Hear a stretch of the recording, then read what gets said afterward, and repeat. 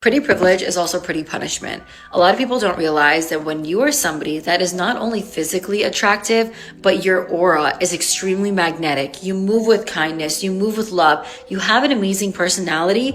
People will literally try to knock you down, try to belittle you because they themselves are so insecure with who they are that they want you to feel exactly what they feel. And don't get me wrong, pretty privilege gets you opportunities. It gets you into doors that you wouldn't get if you didn't have that. However, with that also comes pretty punishment. Like, what is the point of hating on somebody because they are truly beautiful inside and out? Wouldn't that encourage you to take better care of yourself, to show up for yourself, to do better for yourself instead of being envious and jealous of that person? I'll just never understand that. Why are there so many women today who say they don't need a man? Because we're independent. Most of the women have small businesses or a business, or they probably have a hair salon. That is a business. But yeah, most of them have businesses. Does the fact that women no longer need men mean the main reason women were with men was because they had to be? Yeah, it's because they had to be back in the day. Well, then wouldn't that prove that men were often seen as a utility to be used? They're still used. They're still tools. Well then, how is that different than men objectifying women? True. There's no difference. So then, why are men shamed for objectifying women, while women will often objectify a man financially? Because they're muscle heads. But then mimi naona tuachane juu hakuna kitu unanisaidia hapa hivi. Kitu nakuweka hapa hivi ni kitu moja. Hata hujanipeleka hata out.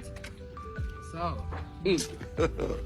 God have mercy. Mimi naona tuachane, imagine hata haijalishi. Kila mtu afanye vitu zake na nisije kupata ukinitext. Sawa. Kila siku eti kwangu nataka hiyo kitu. Sawa. Kwanza ndio hii hadi school ni baya. Ndio hii. Enda nani? Sawa.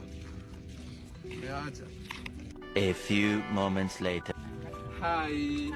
Mkwaji. Uko on. I can see you are brighter than my future, so you can brighten it, you know. Ona, kwani ilikuwa serious umeniacha? Unaitwa nani? Ona, kwani ilikuwa serious umeniacha? Si mimi nilikuwa nadhani ilikuwa jokes. Just give her time. Ona, si mimi nilikuwa nadhani ilikuwa jokes. Jokes gani? Ya kuachana, kwani ilikuwa serious? So I was saying. Na huyu dem ni mrembo, si turudiane tu basi. Hapana. Ona, turudiane. Some space. Acha uwe mchizi. Unaelewa? Kwa serious, tunarudiana. Aki, nilikuwa nakupenda. And you know, a lot of these modern women, they try to gaslight men and basically tell men, oh, you don't know what you're talking about. I would never do this. But really, men understand the game. I know that really all you wanted to meet up with me for was you got a little bit hungry, or I wasn't really hungry, but I was bored. Oh, I was bored, and then I saw this nice restaurant, but I didn't want to pay for it. So I just went with a man who was inviting me out, and I saw the perfect opportunity. Modern women have become the ultimate opportunist, to where she's now taking advantage of the man, and the man is saying, well, I don't want to be taken advantage of. Instead, how about we do something mutual? I'm not here for that. I'm here to take advantage of you. So men are saying, okay, well, I'm going to just go ahead and opt out. Hey, where are you going? How come you won't just stay in the game? Maybe I'll change my mind. Maybe not. I don't care. Get out of my... Oh, hey, I found out I have to go to the office on Saturday to finish this project. When did you find that out? Earlier today. When were you going to tell me? I'm telling you right now. Well, why didn't you tell me earlier? Why does it feel like you always assume the worst of me? Something you want to catch in your marriage is when you start to assume negative intent instead of positive intent, or some would say giving the benefit of the doubt. Now, generally speaking, this is rooted in a confirmation bias, where your brain is finding more evidence for a belief you hold to be true about your partner.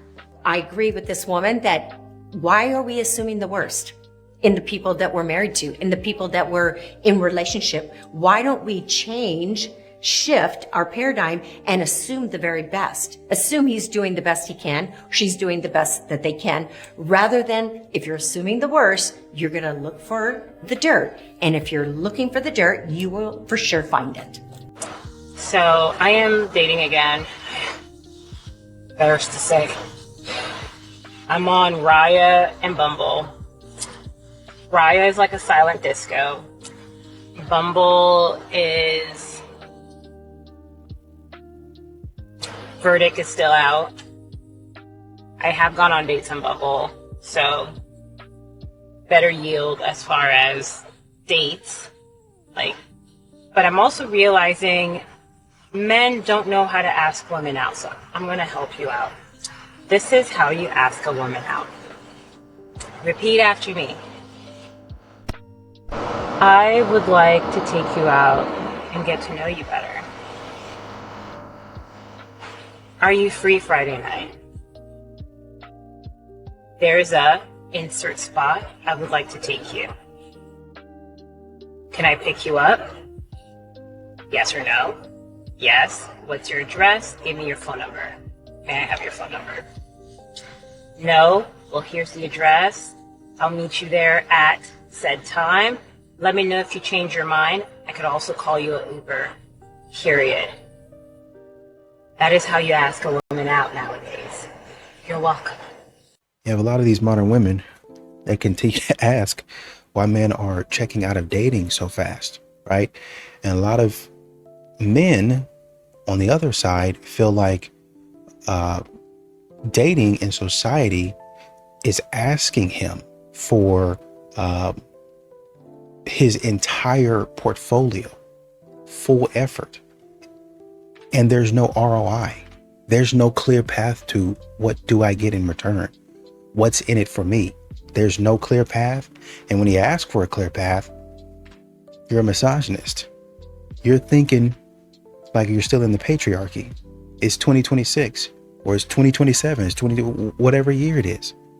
You're back in the Stone Ages. You know, you got to come up out of that and just allow me to do whatever I want. Only models, beautiful women, revealing women, they will always be desired by men. Do they want to date you, or they just want to have? Exactly. They want to date us, but they won't want to marry you. They're not going to marry you. Kind of contact. And why did you reject them? Because they're f***ing simps. The only men who would propose to an girl is a man who doesn't respect himself, who's a simp. Naturally, you're going to reject it, obviously. No, it's 100% true. It's for multiple reasons. Number one, it's because sexual promiscuity, they don't want to get diseases, they don't want a kid that's not theirs, but also, no, it's true. Diseases from what? For women who are promiscuous. You do realize the industry, it's harder to catch an STI when you're working as a sex worker in the industry than it is to sleep with random people. The people in like the trad industry, they all like have because you guys don't test for HPV. Yes, we do. We test for everything. You guys just assume that you all. That's not true. They do not test for herpes. I can show you my test right now. Got my phone. I mean, you can show me. Can you send the test results to the Instagram page? Sure. I mean, again, so do you want to read your results? You were right. It doesn't check for herpes. So it doesn't check for herpes. I'll show you though. I'm the shiz naive. You should follow my example. Bitch naive. Cause I'm front row. Isaac, Ms. Naive. I'm the fuck.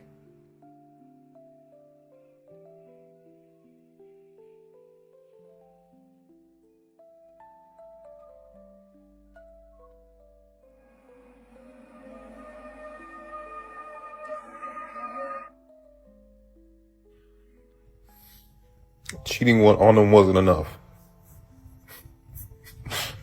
Cheating on them wasn't enough. Embarrassing them to their faces, you know, it wasn't enough. These women had to go the extra, not even couple clicks, the extra couple clicks ahead and embarrass them not only privately, not only locally, but publicly on the World Wide Web. They had to, and then not even just say, oh yeah, I cheated on my man publicly on the World Wide Web. No. Wasn't enough. They had to post his face. Not even just his face. Nope. That wasn't enough. They had to post his face smiling like, yep, that's me. I got cheated on. Yep. These women are demons. Evil. Straight from the depths of Hades with Cerberus and all them. Just, yep. And you really have to understand that a lot of these men that have checked out, even if they're not approaching, they're seeing signs of stuff that's going on, right? And so if I'm seeing that, I'm like, man, do I really want to be involved in that? Do I really want to have to handle that? And the answer is probably no. Modern women don't realize the way they conduct themselves is not appealing to men. It's not attractive to men. And if you're wondering why men are taking a step back, maybe that's one of the reasons why. I saw a post this morning that said that your celibacy is not a flex, it's a trauma response. And at first I was like, and then I had to like take a moment, take a deep breath, because that was rage bait and I recognize that. Something he said in the video was he made fun of women who have been 8 years celibate and said they have a dry coochie, which is interesting that someone would assume that by being celibate, you have a dry coochie, because we could argue it might be more liquidated, if you know what I mean, because we're celibate, but that's a different topic. I know for me that I choose to not engage in dating or in at all, because to me is a want, not a need. And it has been extremely rare for me to feel good about myself, about my life, about my body after having with a man. And it's so high risk and low reward. Genuinely, why would we, if we're not going to orgasm, most likely, and he's probably going to ghost us, he's probably going to treat us like a,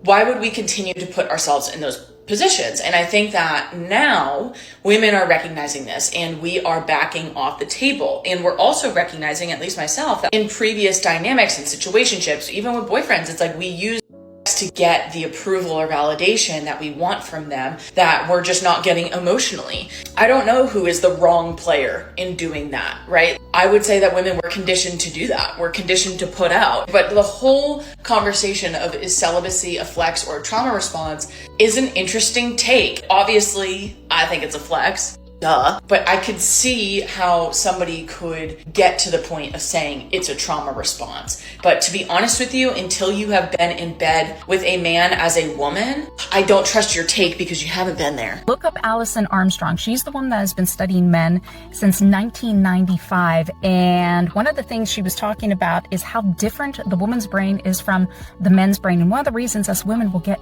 really frustrated with our husbands or our partners is because we assume they should be thinking like us. We are so hyper aware of everything that's going on around us at all times, and men get very fixated on one thing. And she said she actually learned this from her late husband.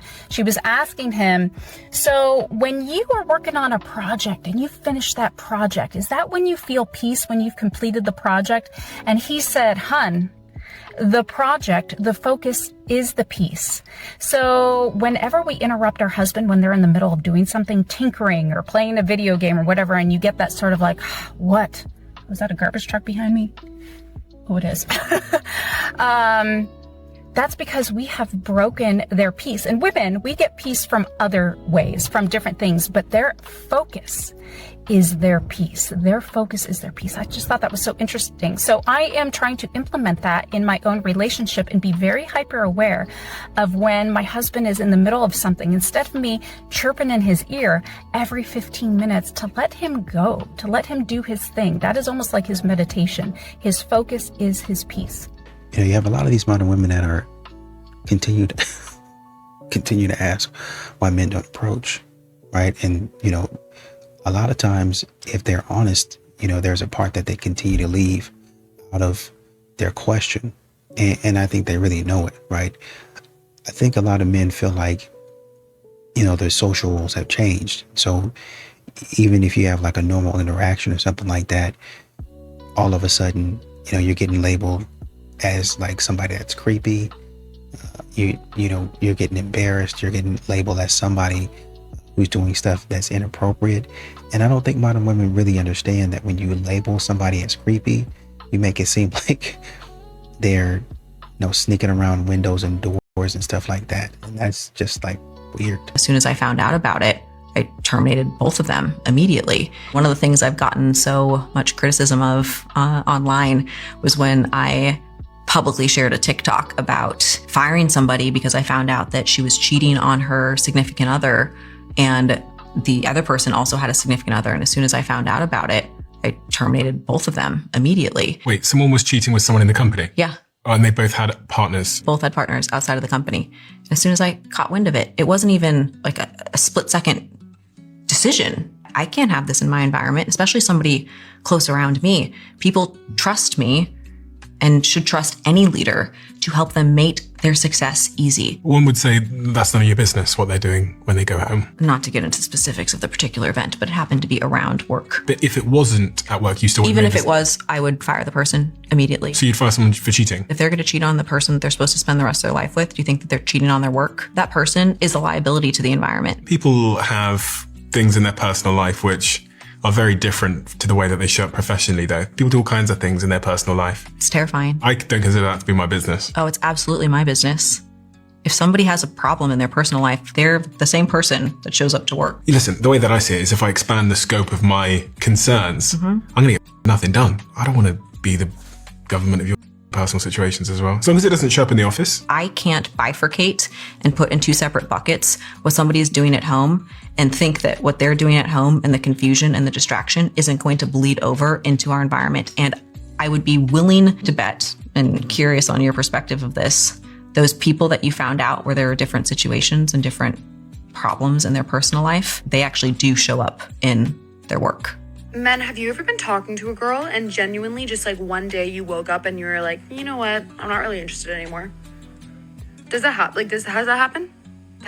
Do you just sometimes just like, you know what? This does actually happen, but not for the reason that you think it happens. The reason why a man will go from being really interested in you, always reaching out, always continuing the discussion, to not doing that, it is because you are not reciprocating that energy. He feels like he's the only one that likes anyone in this whole dynamic. Because time and time again, he's the one that reaches out first. He's the one that continues the conversation. You show up with delayed responses, short responses that are not open-ended. You don't respond enthusiastically to him wanting to see you again, and you definitely don't plan actual dates. That sort of thing adds up over time, and even though a man will attempt to continue to pursue you over weeks, maybe even months, it starts to whittle down his confidence with you. He starts to really truly believe that you don't really like him that much. And you know, what is the reason for this? Why is he putting in all of this effort if you're not willing to reciprocate? So what continues to happen over and over to a lot of men, actually good men, actually decent men, is, and women, modern women will say this, and they'll say this is what they expect. I expect the man to text first. I expect the man to do all of the planning, you know, grow some, and, you know, from start to finish, I want to see, and they say this online, I want to see you from start to finish, plan a date, plan this, plan that, do this, do that. And it sets them up in a way, and society backs them a lot of times on this. It sets them up in a way to make it seem like they're the only ones in the relationship that like you need to get their approval. Like the man doesn't need to say, okay, I'm doing things, so what are you going to be doing? How are me and you going to connect? Let me see what you can do. When it comes to that point, modern women stop. And all of a sudden, I don't have to prove myself to you. But a man has to prove himself. Oh, yeah, that's how it is. That's what a man should do. Right. And when men do that and they get no reciprocation, what do you think is going to happen?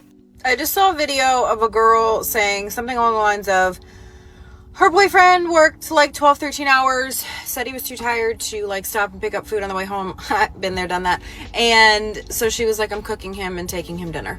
The very first comment when I opened up that comment section, and what does he do for you, sis? Okay. I'm going to talk in a very broad sense. In this generation, it's all about me, me, me. I. What do I get? What do I want? Since when did it leave everybody's brain that a relationship was supposed to be a partnership? When did that leave? Common sense has left the building. And everybody, me. What does he do for me? What does she do for me? What do I get out of this? What am I going to get? I'm not going to be in a relationship until I get everything that I need. I think what gets me is modern women will sit up there and cry for 2 hours after seeing their college roommate's gender reveal. And then they'll go over there and reopen Hinge. And now they'll add no hookups to their profile for the 4th time in a year. for the fourth time. If you stop messing around, then maybe you can have what your friend has. But like I said, y'all be out here riding the carousel. And then when somebody else, one of your friends who hasn't been doing that, or I'll say, maybe they were out there acting a fool. They decide, you know what? I'm getting a little bit too old for this. I gotta quit. That's the problem with modern women. They don't quit. They keep on doing whatever they want to do, whenever they want to do it, however they want to do it. And men keep on telling you, listen, you're doing it. It's you doing this. You're looking around at all your friends and how they're having success and dating and marriage and all that stuff. And you want that. But like I said, you open the dating apps and say, oh, no hookups. You keep on putting it on and off, putting it on and off, putting it on and off. And you keep, I'm just having fun, or this, and this. At some point in time, you're going to have to get serious. That's what men keep saying. Y'all wait 10, 15 years when you way past your prime. And I don't want to use that word strictly, but you be 50 years old. Be 50 years old. You didn't use yourself, your body, and now you want a man to say, okay, come in and make me whole. What? No. I saw a content creator who said male content challenges them, female content validates them. And I could not agree more. The male-centered content usually sounds like level up, get disciplined, fix your mindset, stop blaming everybody. Meanwhile, female-centered content usually sounds like you're perfect the way you are. You don't need to change. Everyone else is the problem. Heal, be soft. Because when it comes to women and the kind of content that we usually consume, it's just to make us feel good. It's only to validate us in our current state. It's not to push us. It's not to challenge us. But then when you have women like me that come around and make content that challenges other women to be better, do better, to make the necessary changes, to fix the mindset, now I'm public enemy one. Because I'm not telling you you're perfect and you're don't stink. I'm telling you the real. And a lot of women don't like that. A lot of women don't like to be held accountable. A lot of women don't like to be told that they're wrong. And that's the problem. I'm not saying that women shouldn't be validated. What I'm saying is don't confuse comfort with empowerment. Validation feels good, but validation without accountability is how people stay stuck. And what you see a lot on social media is women continuing to say, man, men don't really have the courage to come up and approach. They're not really bold enough to approach. Well, that's because you have social media. That's because you have a lot of these modern women that don't know how to do right. They don't know how to act right. And so they come towards them. Well, you know, I guess not physically speaking, because they don't really want to approach a man. Mentally speaking, energetically speaking, if I could say it like that, they come towards a man in such a manner that a man is apprehensive. I was like, I'm not really sure what's going on here. I'm not really sure if, you know, she's really into this. I'm trying to read, but I'm not 100% sure. And you can't read her because she's changing her mind in the moment. You're walking up to her and she's still trying to make a decision on whether she wants you to approach or not. And what modern women have gotten comfortable doing is waiting until you get up there to talk to them and say, no, you didn't read the signs right. When actually you did read the signs right. They just changed their mind when you got in their face. That's what they're doing. Oh, you know, I just decided I really didn't want anything. I really didn't want him to approach. Get away from me, you creep. Record. Get away from me, creep. Leave me alone. And you do that enough and you post that online enough, people are going to see your account because you're behind and your face is all over your account. And so people, men specifically, will be like, oh, she did this other guy like that.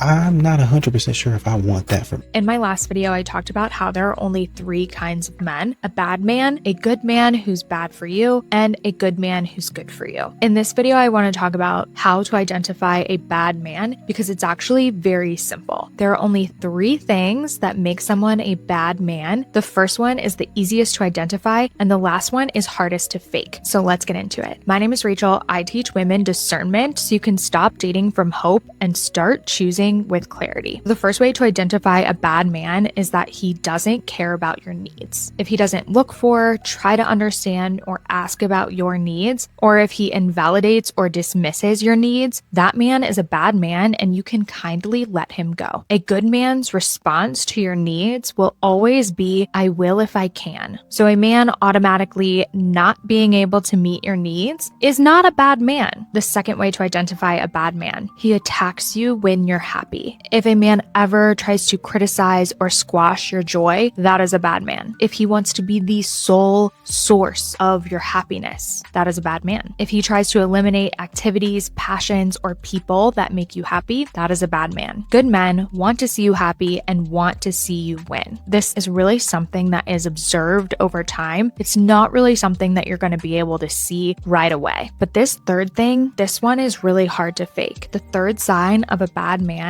is that he enjoys the destruction of innocence. And this is not only indicative of bad men, this is indicative of bad people in general. But if someone takes pleasure in the physical, mental, or emotional destruction of innocence, that is a telltale sign of a bad person. They derive power from breaking down others. And that's because healthy people instinctually protect innocence. I'd love to talk more about this. Put any questions or comments you have below. You know, it's funny because a lot of these modern women, they'll come to a first date with a list of things, literal lists of things that they're expecting from a guy. I want you, I want you, I want your therapist. I want the exact number. I want the exact number of therapy sessions that you've gone to within the last 3 weeks. How long were they? What object lessons did you learn from that? Which the object lessons I really don't have a problem with, but they want to grill you on the questions that they want to know. But all it takes from you is one question. 2 questions. One question, actually. Let me jump it back down to one question. What do you bring to the table? And then the date is over. They beat and ask you about your family history. And then one question is like, "Oh yeah, you're pretty thorough. Now, let me go ahead and ask you. What do you bring to the table?" Oh man,